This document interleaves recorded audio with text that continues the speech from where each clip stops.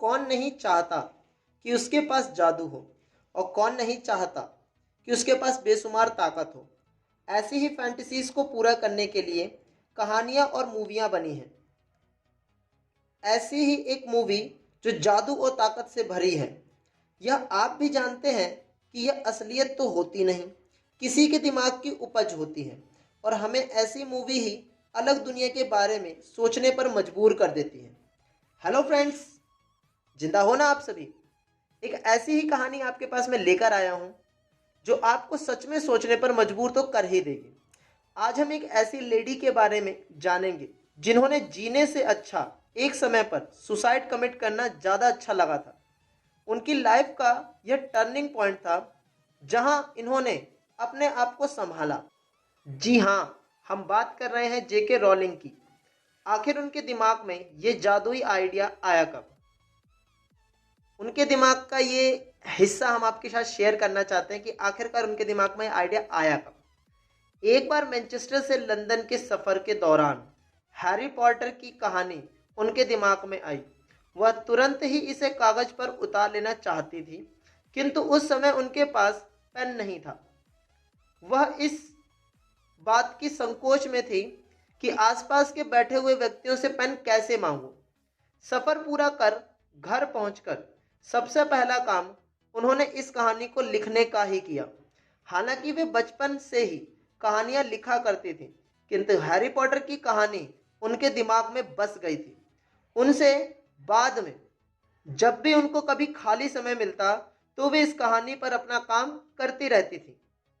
आपने अक्सर ही देखा होगा कि जितने भी बड़े बड़े लोग होते हैं उनके पीछे कोई ना कोई तो ऐसी दास्तान छिपी होती है जो उनकी लाइफ का एक बहुत ही बड़ा दुखद या फिर कहो काला पन्ना था, पर लोग उस काले पन्ने से निकल कर ही अपनी जिंदगी को बना पाते हैं। वैसा ही जेके रॉलिंग के साथ भी हुआ था। वैवाहिक जीवन उनका सुखद नहीं था। वह घरेलू हिंसा का शिकार रही। विवाह के मात्र 13 माह के बाद एक दिन सुबह 5 बजे उनके पति ने उन्हें घर से बाहर निकाल दिया। उनकी बच्ची उस समय 1 माह की थी, जिसे लेकर वे वहां से बहन के घर एडिनबर्ग चली गई। उस समय उसके पास एक सूटकेस और उनके novel Harry Potter the philosopher and stones की मैनस्क्रिप्ट थी, जिसके 3 चैप्टर उसने अपने सूटकेस में रखे हुए थे। रॉलिंग ने Harry Potter and the philosopher stone की मैन्युस्क्रिप्ट कई लिटरेरी एजेंटों व प्रकाशकर्ताओं को भेजी, लेकिन सबने उसे यह सोचकर अस्वीकृत कर दिया कि बच्चों की फैंटेसी कहानियों में क्या रखा है जो पाठकों को आकर्षित ही ना कर सके।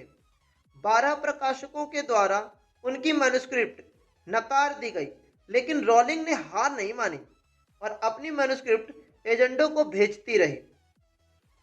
अंत में जब रॉलिंग की मैन्युस्क्रिप्ट लंदन के ब्लूमबर्ग पब्लिशिंग हाउस गई तो वहां के चेयरमैन ने उसकी 3 चैप्टर अपनी बेटी को पढ़ने के लिए दिए, जिसे पढ़ने के बाद उस बच्ची ने तुरंत ही आगे के चैप्टर्स की मांग कर दी। यह देख ब्लूमबर्ग पब्लिशिंग हाउस ने रॉलिंग के मैन्युस्क्रिप्ट को छापने का निर्णय लिया और इसके एवज में उनके समक्ष 2000 पाउंड का प्रस्ताव रखा। वे सहर्ष तैयार हो गई और यहीं से ही जेके रॉलिंग की किताब हैरी पॉटर पूरी दुनिया में फैली। लोगों ने इस पे काफ़ी सारे प्रोड्यूसरों ने, डायरेक्टरों ने मूवी बनाई और आज दुनिया की सबसे बड़ी बिलियनियर्स, मतलब जिसने दुनिया में सबसे ज़्यादा पॉपुलर जो राइटर है वो है आज जेके रॉलिंग्स। तो इनकी कहानी आपको बहुत ही प्रेरणादायक रही होगी कि लाइफ में बहुत सारे टर्निंग पॉइंट सभी के आते हैं, बट अगर आपने लड़ना नहीं छोड़ा और आप हमेशा चलते रहे तो आपको एक ना एक दिन तो मुकाम जरूर हासिल होगा। बढ़ते हैं आज के इतिहास की तरफ। विश्व में पहली बार आज के ही दिन 1964 में सोवियत संघ ने कुछ अंतरिक्ष यात्रियों को बिना स्पेस सूट और बिना हेलमेट पहने ही अंतरिक्ष में यात्रा करने के लिए भेजा था।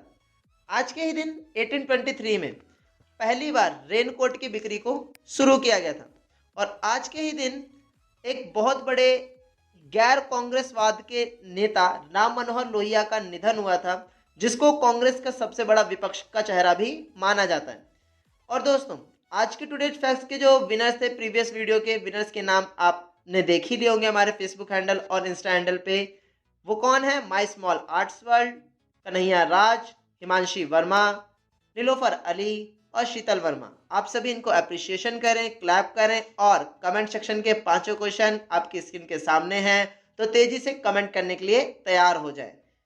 वी होप कि आप ही अगले विनर होंगे। क्रैकफैक्ट जेड सर्च किया क्या?